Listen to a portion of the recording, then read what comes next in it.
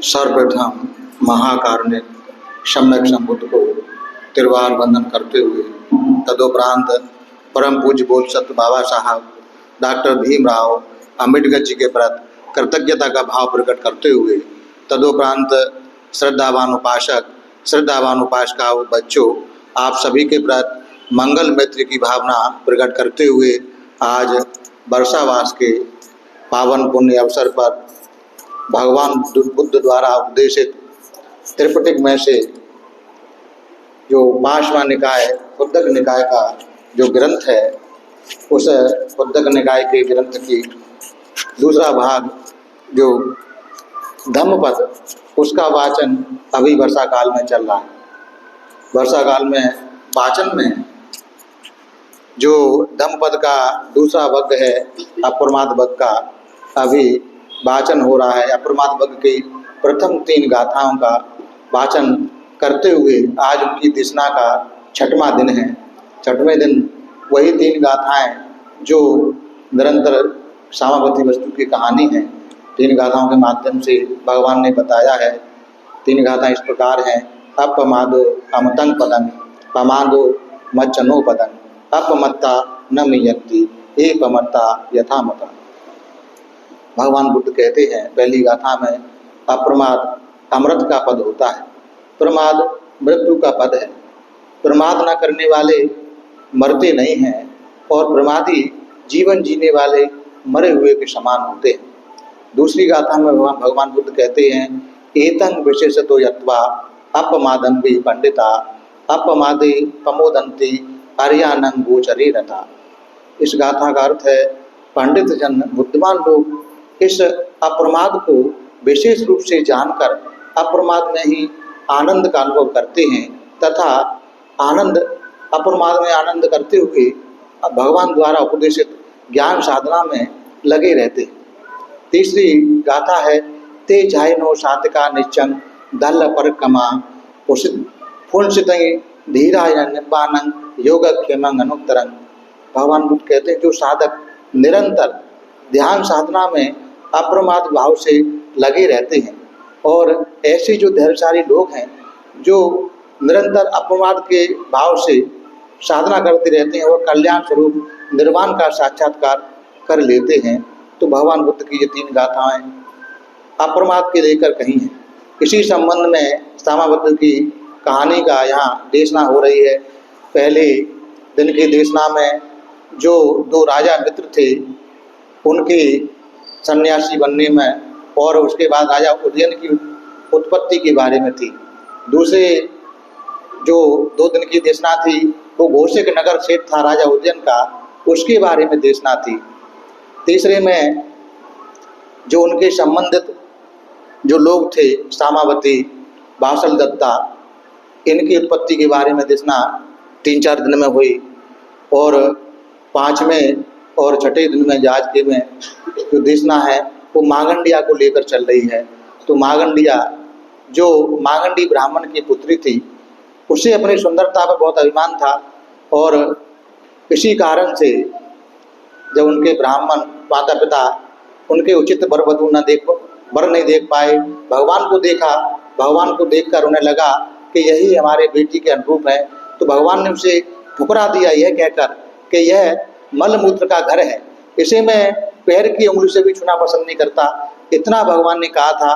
तो उन दोनों लोगों को मागंडिया के माता पिता को ज्ञान हो गया और ये मागंडिया द्वेष मान बैठी। यह अज्ञान के कारण मूर्खता के कारण इसे ज्ञान नहीं हुआ। इसने भगवान बुद्ध से द्वेष मान लिया, बैर बांध लिया। ये मेरे इतने सुंदर शरीर को मलमूत्र का घर कह रहे हैं और पैरों से नहीं छूऊंगा ऐसी बात कह रहे हैं इतनी सुंदर में। और वो समझ गए नित्यता के भाव को तो उन्हें श्रोतापत्ति फल में प्राप्त हो गए और वो इच्छु बन गए। दोनों लोग इसे अपने भाई को सौंप दिया। भाई ने सोचा कि इतनी सुंदर है किसी राजा के अनुरूप है तो राजा उदयन को इसे सौंप दिया। इस प्रकार राजा उदयन की 3 पत्नियां हो गईं। सबको 500 दासियां उसके लगा दी। 3 पत्नियों के साथ में राजा रहता था। तो मागंडिया जब भगवान कौशाम्बी में आए, मागंडिया को मालूम पड़ा भगवान आ गए हैं तो बदला लेने की सोचा। उस समय खजुत्रा जो थी उनकी दासी थी सामावती को भगवान के धर्म प्रवचन सुनकर ज्ञान जागा और पुनर्जन्म से अनुभव महसूस किया और वह धार्मिक हो गई।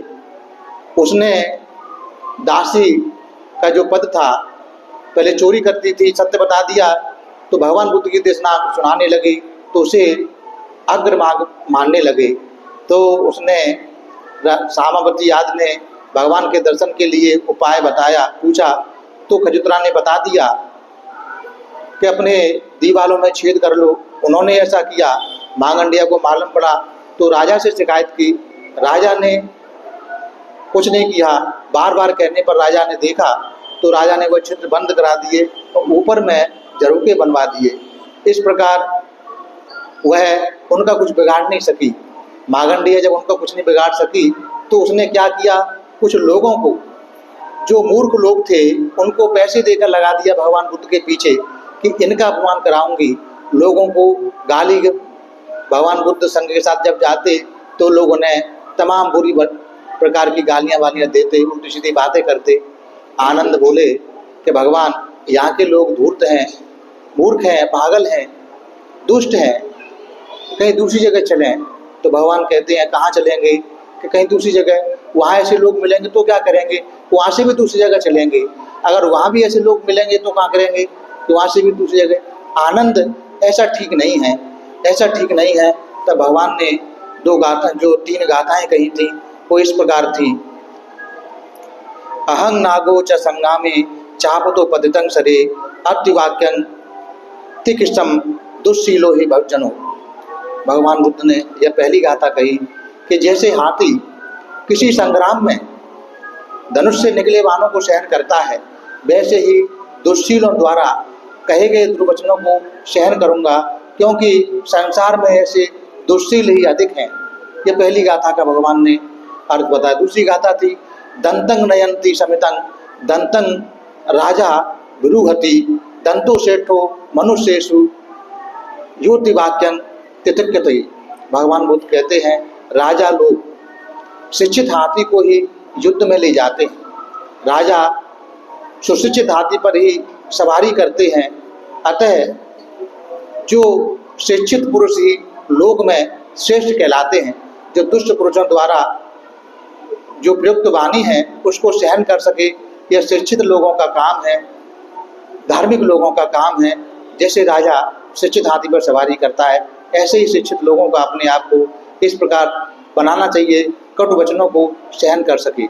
तीसरी गाथा भगवान बुद्ध कहते हैं कुंजरा च महानागो अत दंतो ततो वरं ति धम्म कथा संपत्त महाजनस्य सात्विका होसी।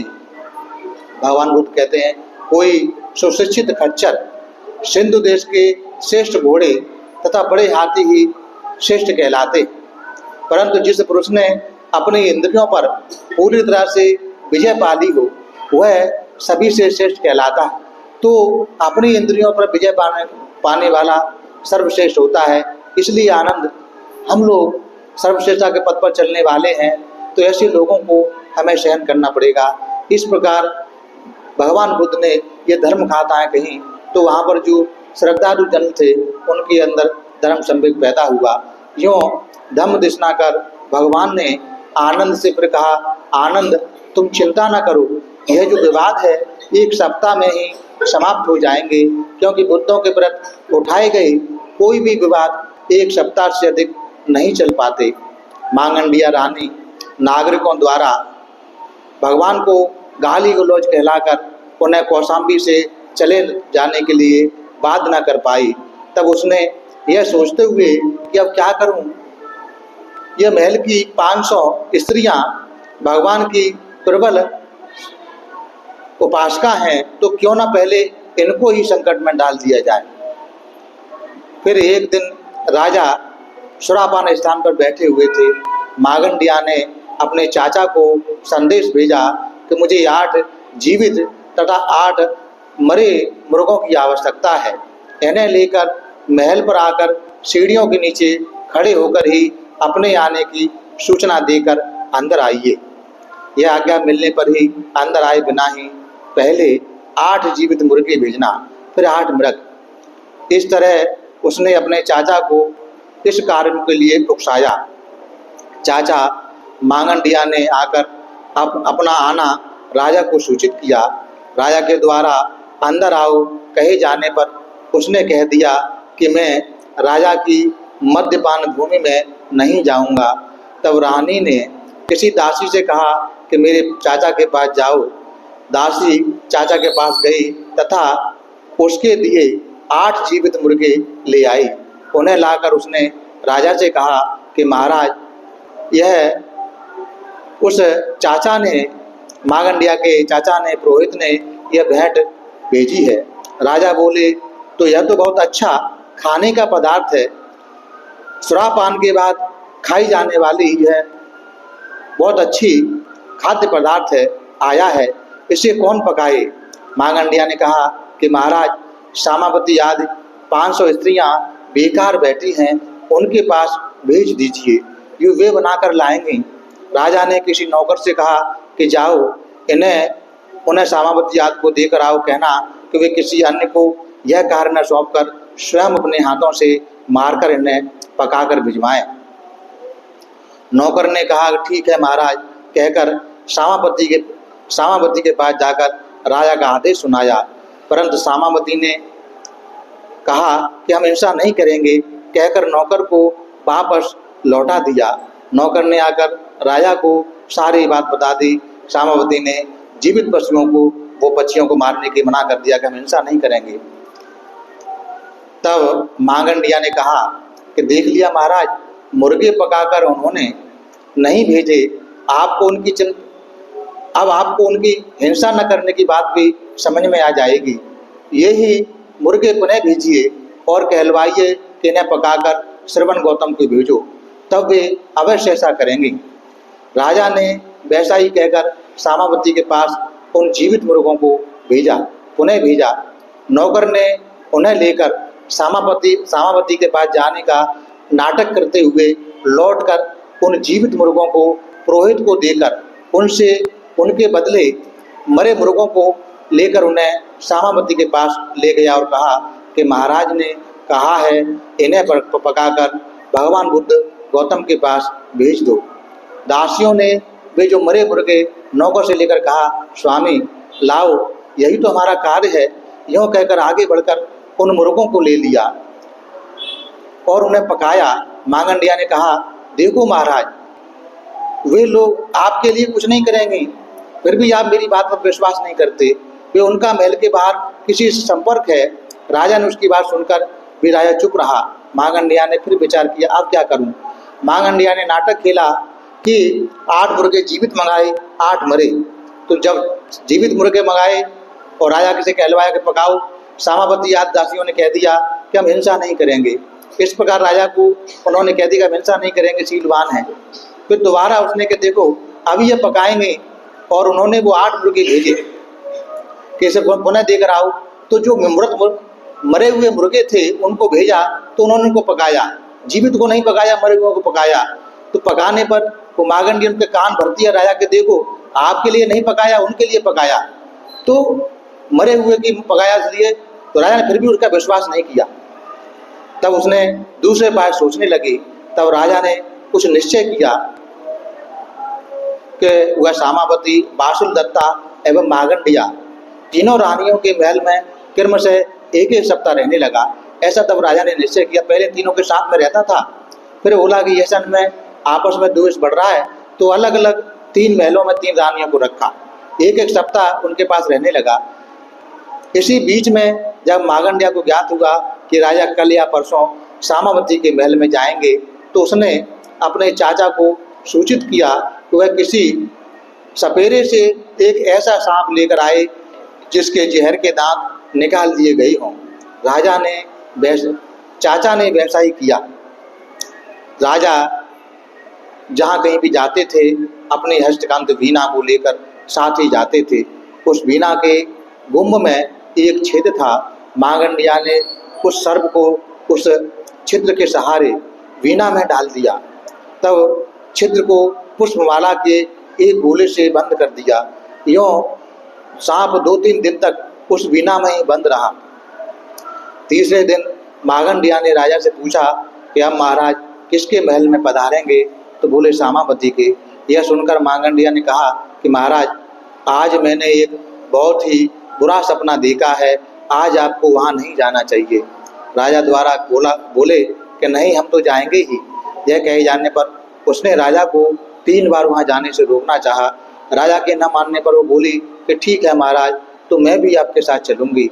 यह कहकर राजा द्वारा बार बार मना करने पर लौटाए जाने पर वह न लौटकर कहा कि महाराज आपके साथ यहाँ कुछ भी घटना हो सकती है, और राजा के साथ वो सामावती के महल में चली गई। राजा सामावती के महल में जाकर उसके द्वारा दिए गए वस्त्र, पुष्प, गंध द्रव्य एवं अलंकार धारण कर उसका बनाया हुआ स्वादिष्ट भोजन खाकर हस्तकांत वीणा को सिरहाने की तरफ रख पलंग पर लेट गया। इसी समय मागंडिया ने इधर उधर आने जाने का नाटक करते हुए अवसर पाकर वीणा के छिद्र से फूलों का गोला हटा दिया। सांप भी 2-3 दिन से भूखा था। वह छिद्र के हटते ही छिद्र से निकलकर प्रवास निकालता हुआ फुफकारने लगा। फन फैलाकर पलंग पर बैठकर फुसकार मारने लगा। मागंडिया ने उसको देखते ही कहा, अरे मेरा बुरा हो महाराज, पलंग पर सांप बैठा है। साथ ही उसने बहुत ही तेज शोर किया। फिर राजा एवं सामावती याद को खोजते हुए बोले, अरे यह हमारा राजा तो अंधा है, अविवेकी है, अविश्वासी है, मेरी बात ही नहीं सुनता, और ये स्त्रियां तो अशोभनीय हैं, दुर्गनीत हैं, इन्हें राजा से क्या क्या नहीं मिलता। क्या तुम लोग इसके मर जाने पर ही सुख से रहोगे?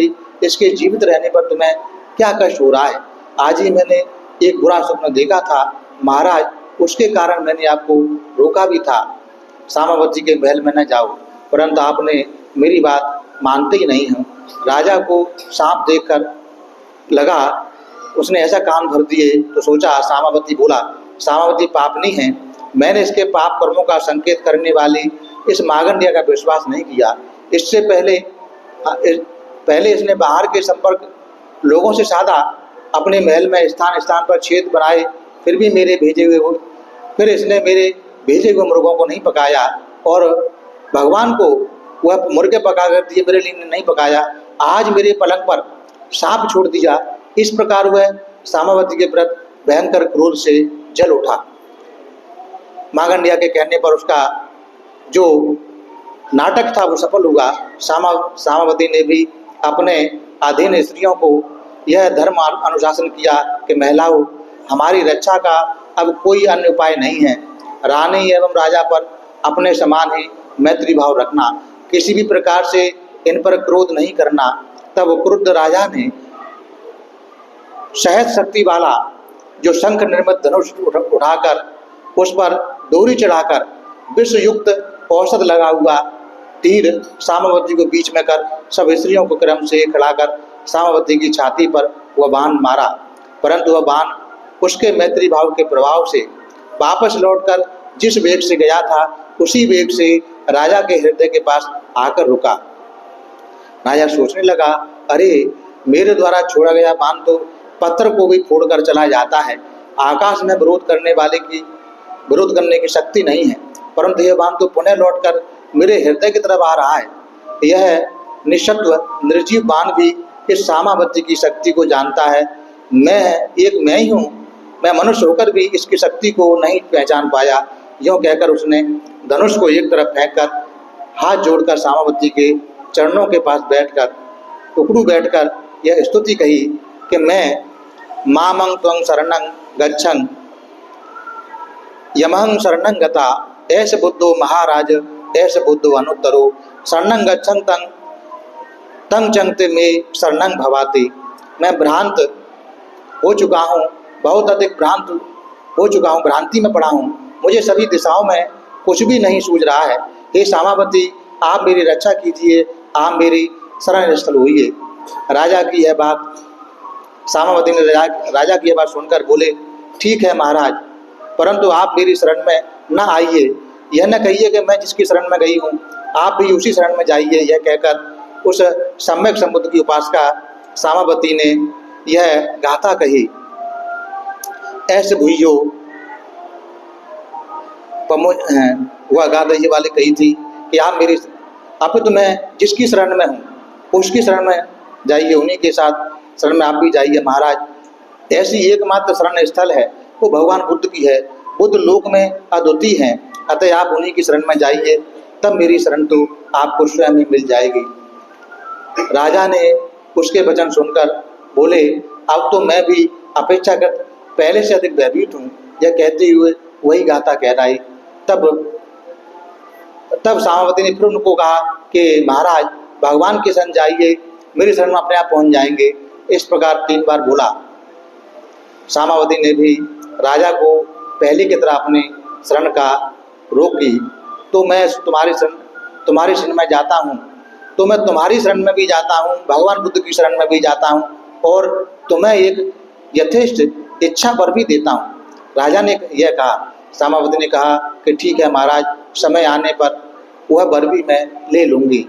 राजा भगवान के पास जाकर उनका शरण उपासक हो गया। उन्हें निमंत्रित कर भोजन के लिए बुद्ध ब्रह्म भिक्षु संघ को 1 सप्ताह तक महादान देकर अंत में उन्हीं के सम्मुख सामावती को बुलाकर कहने लगा, उठो सामावती, वर मांगो। सामावती बोली, महाराज मुझे सुवर्णादि की प्राप्ति से कोई प्रयोजन नहीं है। मुझे कोई आभूषण नहीं चाहिए, मुझे कोई संपत्ति नहीं चाहिए, मुझे कोई धन नहीं चाहिए। आप मुझे वर दे रहे हैं तो ऐसी व्यवस्था कर दीजिए कि भगवान नियमित रूप से प्रतिदिन हमारे महल में पधारें। मैं उनसे धम्म श्रवण करना चाहती हूँ, इतना सा मेरा वर है। तब राजा ने भगवान को प्रणाम कर निवेदन किया, बनते आप प्रतिदिन 500 भिक्षुओं के साथ मेरे महल पर भिक्षाटन हेतु इस महल में पधारें और सामावती आदि नारियों को धर्म उपदेश करें। तब भगवान ने कहा कि महाराज बुद्ध किसी एक स्थान पर वचनबद्ध होकर नहीं जा सकते, क्योंकि सारे लोग की सारी जनता बुद्ध से धर्म उपदेश की आशा लगाए बैठी रहती है। तो बनते किसी एक भिक्षु को और भिक्षुओं को धर्म उपदेश का आदेश दे दिए। तब से आनंद स्थित 500 भिक्षुओं के साथ प्रतिदिन महल में जाने लगे। नारियां भी प्रतिदिन आए सपरिवार स्त्रियों को भोजन दान कराकर उनसे धर्म उपदेश सुनती थीं। उन नारियों में से एक दिन स्त्री ने धर्म कथा सुनकर श्रद्धापूर्वक भिक्षुओं को 500 उत्तरासन चीवर वस्त्र दान कर धर्म पूजा की। यह एक एक जो चीवर था 500 मुद्राओं से खरीदा गया था। स्त्रियों को एक ही वस्त्र पहने हुए देखकर राजा ने पूछा कि तुम्हारे उत्तरासन कहाँ हैं? क्या हमने आनंद को कपड़े दान किए थे, हमने आनंद को दान कर दिए, उन्होंने सब ले लिए, कहाँ ले लिए? राजा ने स्त्री के पास जाकर प्रणाम कर उनसे स्त्रियों का दान एवं उनका ग्रहण जानकर पूछा, बनते आप इतने अधिक वस्त्रों का क्या करेंगे? अपने उपयोग वाले वस्त्र लेकर हम बाकी वस्त्र उन भिक्षुओं को दे देते हैं जिनके वस्त्र पुराने हो गए हैं। तो वे अपने पुराने वस्त्रों का क्या करते हैं कि वे उनका बिछौना बना लेते हैं। अच्छा, तो वे पुराने बिछौनों का क्या करते हैं? वे उन्हीं से भूमि पर बिछाने का आसन बना लेते हैं। अच्छा, तो पुराने भूमि पर बिछाए हुए आसनों को क्या करते हैं कि उनको टुकड़े टुकड़े कर कूट कर मिट्टी में मिलाकर बिहार की दीवारों पर इसलिए लेप देते हैं कि बिहारों की दीवारें मजबूत रहें। तो कहता है, बनते तब तो इनका कार्य संपन्न है। तब राजा ने भी प्रसन्न होकर श्रद्धावश दूसरे दिन 500 वस्त्र भी मंगवाकर स्त्रियों के चरणों में रख दिए। स्त्री ने 500 मुद्राओं से खरीदे वस्त्र 500 बार चरणों में रख लिए। 1 लाख मुद्राओं से खरीद वस्त्र 1 लाख बार चरणों में रखवा लिए। 1 2 3 4 5 10 8 मुद्राओं से खरीदे गए वस्त्रों की गणना ही नहीं है। तथागत के परिणमित होने के बाद आनंद स्थिर भी सारे जम्बूद्वीप में विचरण करते हुए सब बिहारों में सब भिक्षुओं को अपने पास से ही पात्र चीवरात देते थे। इस प्रकार राजा ने इतना दान दिया प्रसन्नतापूर्वक। तो आज आप लोगों ने श्रद्धापूर्वक शोभ में ध्यान किया, पूजा वंदना ली, शील ग्रहण किए, शाम में भी शील ग्रहण किए, पूजा वंदना ली, धम्म श्रवण किया। इस प्रकार पूरे दिन में बहुत सारे पुण्य संचय किए। जो भी हम लोगों ने पुण्य संचय किए हैं ये सभी पुण्य हम सबसे पहले सभी देवताओं को अनुमोदन करते हैं। इस पुण्य के बल से सभी देवताओं का श्रद्धा, शील, श्रुत, त्याग, प्रज्ञा आगे बढ़ जाए। सभी देवता हम सबको धार्मिक सुरक्षा प्रदान करें। सभी देवताओं को उत्तम चार यार सत्य साक्षात्कार करने का पुण्य मिल जाए। उसके बाद ये सारे पुण्य हम लोग अपने आचार्य, उपाध्याय, वरिष्ठ बंधुगणों को अनुमोदन करते हैं और सभी बंधुगणों को अनुमोदन करते हैं। इस पुण्य के प्रताप से वो सभी लोग सुखी हों, सभी का कल्याण सदे, उन सभी लोगों को उत्तम चार यार सत्य साक्षात्कार करने का पुण्य मिल जाए। उसके बाद ये सारे पुण्य हम लोग संसार के सारे प्राणियों को अनुमोदन करते हैं। इस पुण्य के बल से संसार के सारे प्राणियों को सत्य धर्म का मार्ग मिले, सत्य धर्म के मार्ग पर चलकर कर्म फल से मुक्त होकर निर्वाण गति को प्राप्त हो, ऐसी कामना करते हैं। इसके बाद ये सारे पुण्य हम लोग यहाँ आए हुए सभी लोगों को अनुमोदन करते हैं। इस पुण्य के बल से ये सभी लोग सुखी रहें। इन सभी लोगों की सारे प्रकार की आपत्ति विपत्ति, सारे प्रकार की विघ्न बाधा दूर हो। इन सभी लोगों को उत्तम चार यार सत्य साक्षात्कार करने का पुण्य मिल जाए। उसके बाद ये सारे पुण्य हम लोग श्रद्धावान उपासक, श्रद्धावान उपासिकाओं को अनुमोदन करते हैं, जो हम लोगों को भोजन, चीवर, कुटिया, दवा, परिष्कार आदि से सेवा करते हैं। इस पुण्य के प्रताप से इन सभी लोगों की सारे प्रकार की आपत्ति विपत्ति, सारे प्रकार की विघ्न बाधा दूर हो, इनके व्यापार धंधे आगे बढ़ें, धन संपत्ति की वृद्धि हो। तीर्थन के अनुभव से तथा किए हुए पुण्य के बल से इन सभी लोगों को उत्तम चार यार सत्य साक्षात्कार करने का पुण्य मिल जाए। सबका भला हो, सबका मंगल हो, सबका कल्याण हो। भवतु शब मंगलम, भवतु शब मंगलम, भवतु शब मंगलम।